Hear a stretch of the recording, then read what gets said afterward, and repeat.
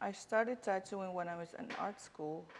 I started tattooing initially because I wanted to buy art supplies and it was very expensive. I was in art school in Europe. My mom was sending me money, but it wasn't enough. And I didn't put so much burden on her because tattoo supplies are so expensive and you have to buy your own. And I went to get my first tattoo. I saved up for so long and the guy took my money in like 15 minutes. I was like, holy shit. So I was like, okay, let me see if I could do it. And then literally the same month I bought tattoo supplies and kind of like experimenting with it. And after art school, I got accepted to architecture school, but I was already working at a local tattoo shop. So every time I go to school, I was rushing to go to work or like I was designing the tattoos. At one point I was like, what am I doing at this school? Like if I'm already rushing to the shop to go work. And then I dropped out the architecture school and I started tattooing full time since then. So back then, I was watching a lot of YouTube videos. There was a lot of Nico Hurtado's work, and I was like, I can't even fathom doing something like that, but I was still watching his stuff. Kat Von D was one of the first ladies, like big into black and gray realism, but when I started, I didn't really have a style, so I was trying to learn whatever I could from any sources that I could find. Um, I'm really bad at names. I'm not even gonna lie. Those two names I know because like I still know them, so that's why. So remember, Oh yeah, I remember it vividly. what was your experience? So my first tattoo, I did it at my dorm room on my bed. In art school, a lot of artsy kids, they don't care what they getting. As soon as I say, oh, I got a tattoo machine, one of the guys was like, oh, let me get a tattoo. I was like, bet, let's do it. So we went to my room, we tattooed his leg. I remember I was watching YouTube videos how to set up a coil machine. Um, yeah, it was some Egyptian bird. I did everything with 7 round liner, even the coloring pack. It was all right. The guy still has it, apparently. It's just finding sources like where to learn stuff from. Because back in the days, there wasn't a lot around. Like if you didn't know what to look for, it was pretty, like starting off, it was all right to finding things.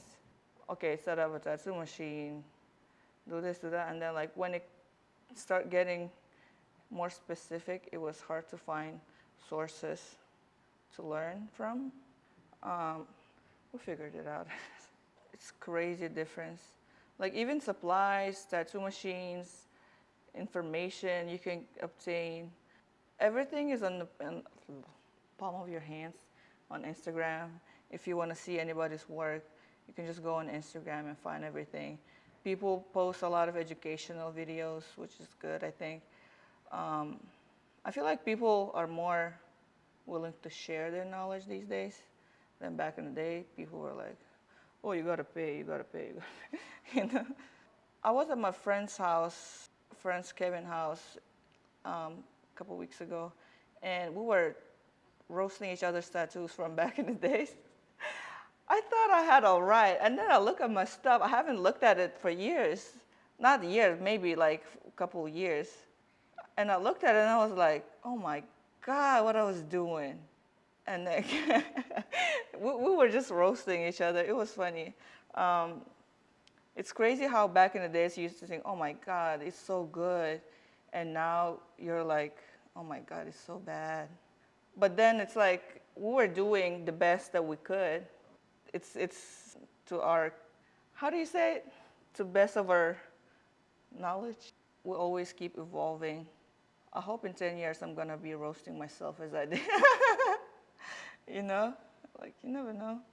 I love doing black and gray tattoos. After going on Ink Master, I started trying to draw more, like more of my tattoos, because before that it was just reference pictures, you know. Trying to do something mixture in between drawn and mixed with black and gray realism, more illustrative. But I also love doing portraits, um, architecture stuff on tattoos are really cool. I'll never get tired of that. Well, black and gray is very popular. People always say like, "Oh, you're just a copy machine," you know. How about you do it? You know? It also comes with some knowledge of other things. It's not just like copy pasting a picture onto the skin, but it's a compliment, you know. If it looks like it was printed on the skin, thank you. So how do you approach? um, I go crazy about it. People always like, oh, I want to watch, like, pocket watch tattoo.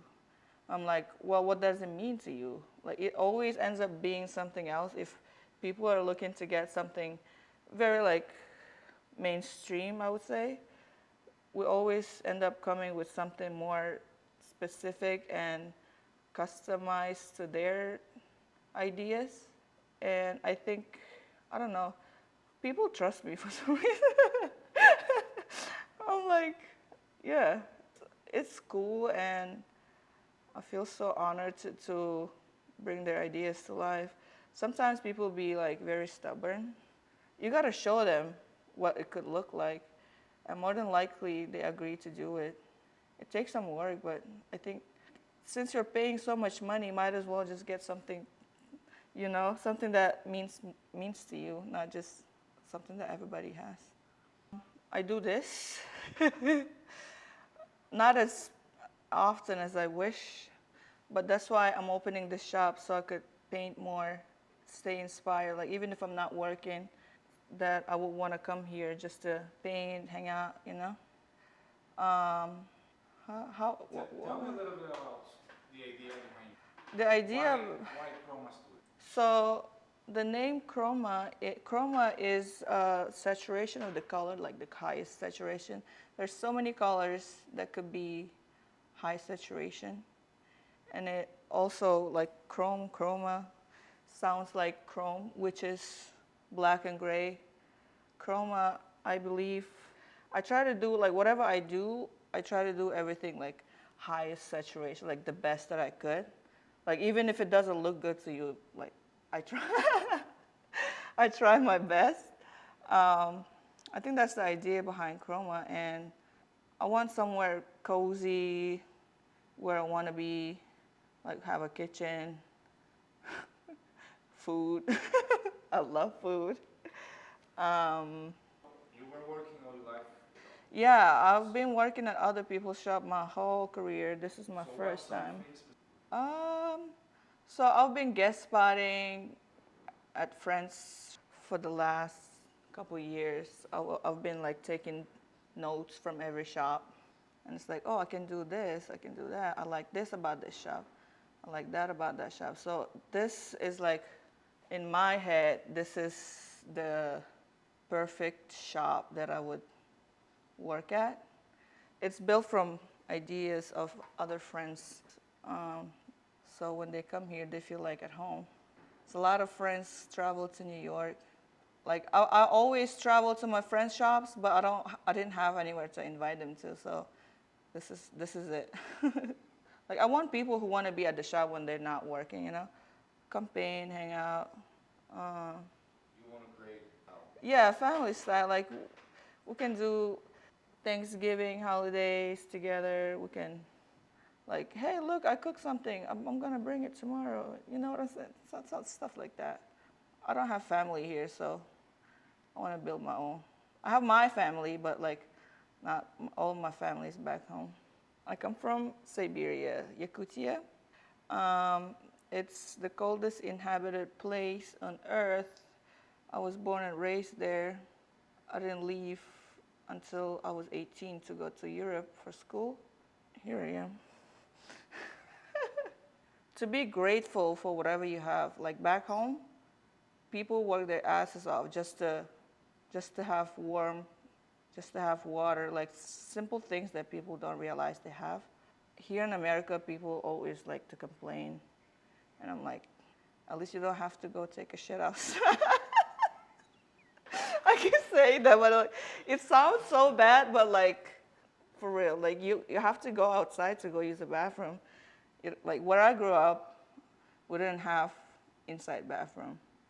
I've been exercising since I remember myself because my mom was a PT teacher at our school, and she would always take us with her to classes if she didn't have. She was a single mom, so she didn't want us staying home alone. So she would take us, and we would always exercise with the classes that she was teaching. Um, we grew up doing that, and then when we got older, she started putting us in her teams, like basketball, running, skiing, like whatever there is, because they would go for out of town competitions, so we didn't have to stay home. Yeah, that's why, like, I can't not exercise these days. Like when I'm not doing it, it's like a part of me, even I might not look like. um, yeah, and then when I moved to the States, like I've always ran. Even when I went to Europe for art school, I always ran. And running is like a therapy. I might need therapy, but I never will. I run. Um, it's fun. I did a marathon. I just signed up to do another one. It keeps me grounded. It keeps me, like sometimes you need to be by yourself. Like even if you're painting or going, like there's always people everywhere. Like sometimes you just need to be like with yourself. And like when you're running for so long, like you start thinking about things like you would never think, you know? And it's fun. People think runners are crazy, but I would say never stop learning new things. Never think you're too good to stop learning. You're never too good. Trust me, there's other people who's always doing better than you. You should care about what you're doing and try to do your best and never stop doing that. If any point you're like, ooh, I'm so good, it's never the case. Never, never, never, never, never. I don't think I'm in a place to give advices. I feel like I am a young tattoo artist myself. But yeah, as I say, never stop learning, never give up. We all started somewhere. You're not gonna get there, whatever you're trying to be. You're not gonna get there overnight. You know, it takes time, patience, hard work. Like hard work always pays off, always. If you work hard, there's no other way than succeeding. Like there's no way. Like how do you plant a seed and not expect it to bloom? If I wasn't a tattoo artist, I probably would have stayed at the architecture school, and I probably would have been a landscape architect, which is I don't regret it though. Which is also artistic. It was so challenging. Like I'm not really good at technical stuff. It was a lot of technical stuff like AutoCAD and all that stuff. It was hard. I love about it is that you meet so many cool people and people willing to trust you with their stories, with their traumas. You put your input into their healing journey. Sometimes it's like, I don't know how to explain. It's just amazed me every time that people trust us with their stories, and it's so cool. Even with tattoo artists, like you meet some people that otherwise you would never meet. Well, the economic situation, everybody's struggling right now. We do what we gotta do. Just take the time to better yourself. What goes down always comes back up, so hopefully we'll be all right.